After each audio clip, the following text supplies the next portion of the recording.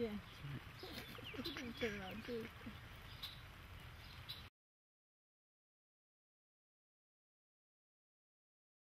Okay, we purchased the house in 1990, and at that point, it was definitely needed to be rehabbed. We had raccoons living in it with windows punched out, and et cetera, et cetera. But it had a charm to it, so we were very attracted to it. And I purchased it when Paul was on a business trip. Guess what, honey? Surprise, surprise. We put new insulation, new heat, new electric, new roof, Plumbing, new plumbing, right from one end to the other. sheetrock. This section of the house, the newer section, the kitchen was just added a few years ago. The older section was, the foundation was in such bad shape that we had to replace it. So we chose to put a whole new foundation, a new addition on this end of the house. And it's essentially the same footprint that was here. Right. We just redid it. Gotcha. You were saying added insulation. What type of insulation did you? Fiberglass. Fiberglass batts. Yeah. Gotcha. At the time, that's what we. Yeah, at the time, that's what we thought. Because it's not very efficient. I mean, there's a lot of air movement through the walls, still even with the insulation. Gotcha. If foam existed then, I would have used the foam to seal it off. It's one of my problems in wintertime. There's a lot of air movement. We've tried buttoning it up as much as we can, but it's just next to impossible to get it all. So still some leakage. Yeah. That goes on. Yeah. We did the blower door test. Okay. And found that there was quite a bit of leakage, and we sealed up the sills and a lot of silicone caulk and et cetera. And would you happen to remember what that leakage amount was? I don't. He said it was the size of a door being open. Wow. Full-size door, so 3 foot by 6 foot.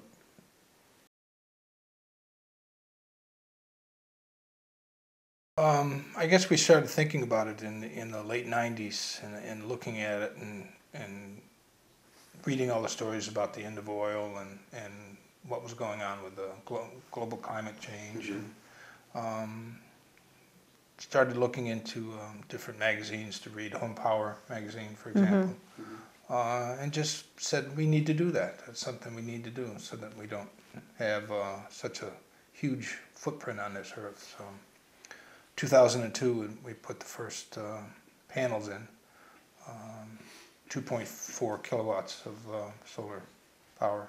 Okay. On the poles in the back. Yeah, right on the. What was the process that you went through? How did you start?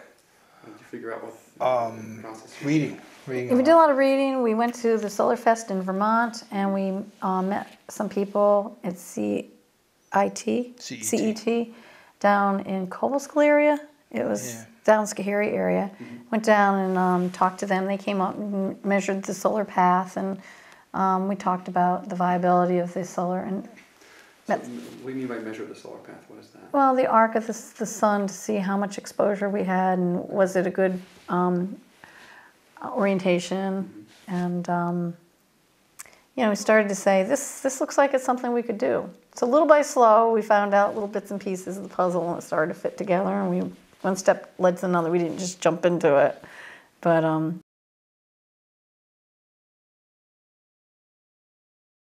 we put him back there because, since it's a historic home, didn't want it to detract from the historic nature of the home. Right. So that was our decision not to roof mount, as we pole mount instead.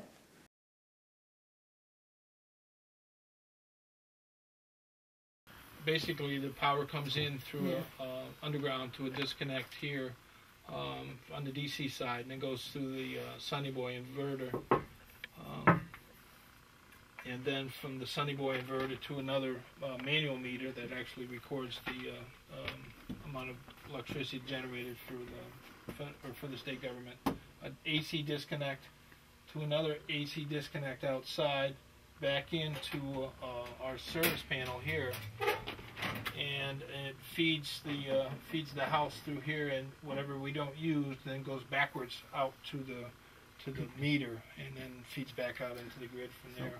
So, Paul, we haven't seen the sun at all today. How much electricity has your system made? Today is very cloudy, and right now I'm doing 145 watts. And today I've generated 1.65 kilowatt hours. So not zero.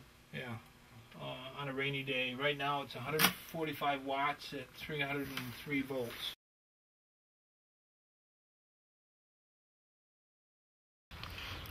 Gotcha. And this is where we're going to put another 1,000 watts, we hope to, out here. How many panels is that? Well, I figure about 10 panels, if they're 100-watt panels.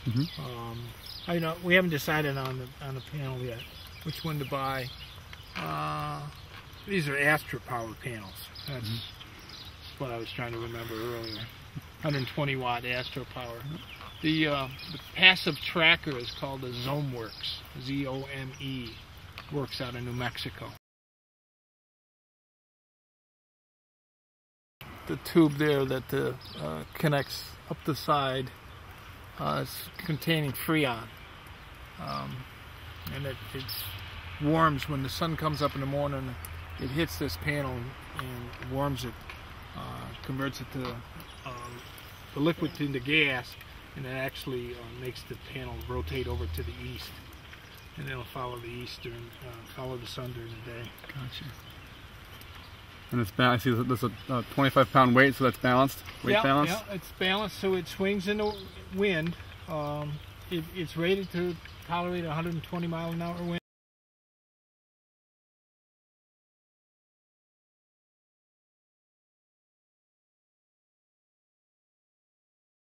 This is basically our solar setup. The pipes come from underground, go through an expansion tank, and then into a coil in the bottom of the soil tank, circulates down through the coil and back out again, and back out to the solar panels or to the boiler. So the heat is taken off the bottom coil in the solar hot water tank, and the top coil is hooked into the radiant heat in this section of the house, as well as into a temperature system that adjusts, self-adjusts the temperature.